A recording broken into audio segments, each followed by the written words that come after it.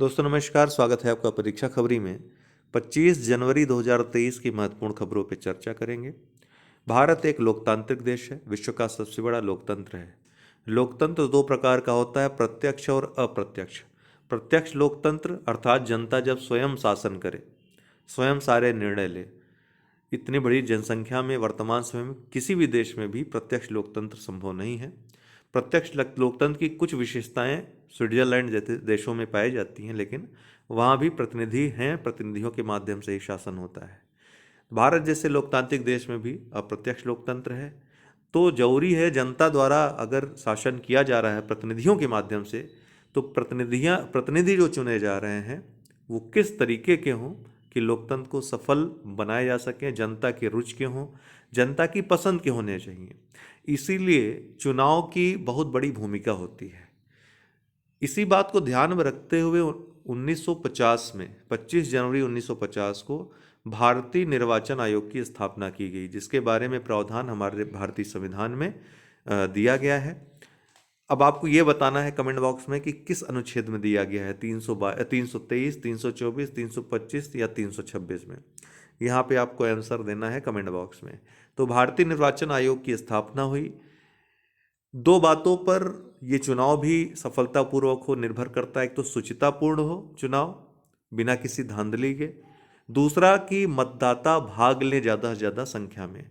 मतदाताओं को अधिकार तो दिया गया है मतदान का, सार्वभौमिक वयस्क मताधिकार है, 18 वर्ष या उससे अधिक कोई भी मतदान कर सकता है, करना चाहिए। तो उसको कर्तव्य कैसे समझे, किस तरह से जागरूक मतदाताओं को किया जाए, इसके लिए भारत सरकार और निर्वाचन आयोग लगातार प्रयत्न करते रहते हैं। इसी कड़ी में 2011 से प्रतिवर्ष राष्ट्रीय मतदाता दिवस मनाने की शुरुआत हुई।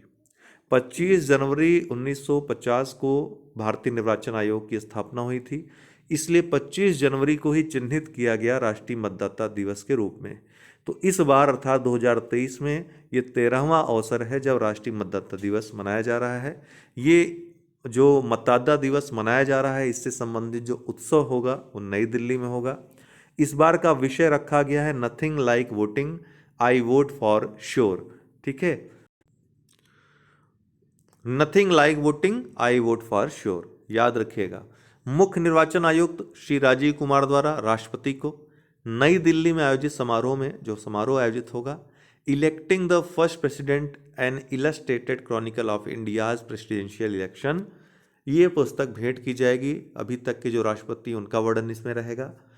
ईसीआई के द्वारा, इलेक्शन कमीशन ऑफ इंडिया के द्वारा ही ये पुस्तक प्रकाशित की गई है। इसके अलावा इलेक्शन कमीशन ऑफ इंडिया द्वारा निर्मित गीत, जिसके बोल है मैं भारत हूँ हम भारत के मतदाता हैं, इसकी भी स्क्रीनिंग की जाएगी इस मौके पर, जिसमें सुभाष घई फाउंडेशन की मदद ली जाएगी। भरतपुर, ये राजस्थान वाला भरतपुर नहीं है, वर्धमान जिला पश्चिम बंगाल वाला भरतपुर है। यहाँ पर हाल ही में एक बड़े बौद्ध मठ की उपस्थिति का पता चला है। ठीक, कहाँ पर? भरतपुर, वर्धमान जिला पश्चिम बंगाल में। चराइदेव मोईदम्स, ये क्या है? तो ये असम का पिरामिड भी इसको कहा जाता है। अहोम राजाओं व रानियों के कब्रिस्तान यहाँ पर हैं। लगभग 90 शाही अंत्येष्टियाँ यहाँ पर मौजूद हैं। चर्चा में क्यों आया कि भारत सरकार ने यूनेस्को विरासत के लिए इसको नामित किया है। अगर यूनेस्को द्वारा इसको मान्यता दे दी जाती है तो उत्तर पूर्व का पहला सांस्कृतिक स्थल होगा जिसको यूनेस्को में जगह दी जाएगी।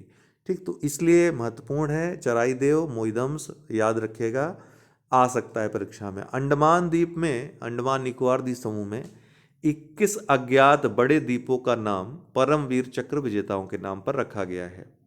ये सुभाष चंद्र बोस की जो जयंती 126वीं इस साल है, इसके आयोजन के अवसर पर ऐसा किया गया। ध्यान रखिएगा, परमवीर चक्र युद्धकालीन सर्वोच्च सैन्य अलंकरण है। पहली बार 1947 को दिया गया था, अंतिम बार 1999 कारगिल के बाद दिया गया था। अभी तक 21 लोगों को जो परमवीर चक्र दिया जा चुका है। मुंबई, यहाँ पर दो आयोजन बड़े हो रहे हैं। एक एमएसएमई मंत्रालय द्वारा SC/ST हब का आयोजन, दूसरा SCO संघाई सहयोग संगठन का फिल्म फेस्टिवल, ये यहाँ पर आयोजित हो रहा है। कहाँ? मुंबई में ये दोनों कार्यक्रम हो रहे हैं। 24 जनवरी को उत्तर प्रदेश दिवस मनाया जाता है, कल हमने वर्णन किया था। इस बार की जो थीम रही, पूछ सकता है, उत्तर प्रदेश का परीक्षा का एग्ज़ाम है, इन्वेस्टमेंट एंड एम्प्लॉयमेंट, निवेश और रोजगार इस बार की थीम रही। गोवा में जो गोवा एयरपोर्ट है, best sustainable greenfield airport award इसने जीता है। किसने? गोवा एयरपोर्ट ने, जो कि मनोहर पर्रिकर के नाम से है। मोपा एयरपोर्ट भी इसको कहते हैं। जूली टर्नर, अमेरिकी राष्ट्रपति द्वारा उत्तर कोरिया में मानवाधिकार राजदूत, इनको नियुक्त किया गया है, जो पद 2017 से ही खाली था।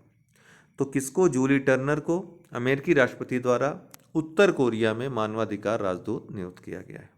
आज के लिए इतना ही। बहुत बहुत धन्यवाद।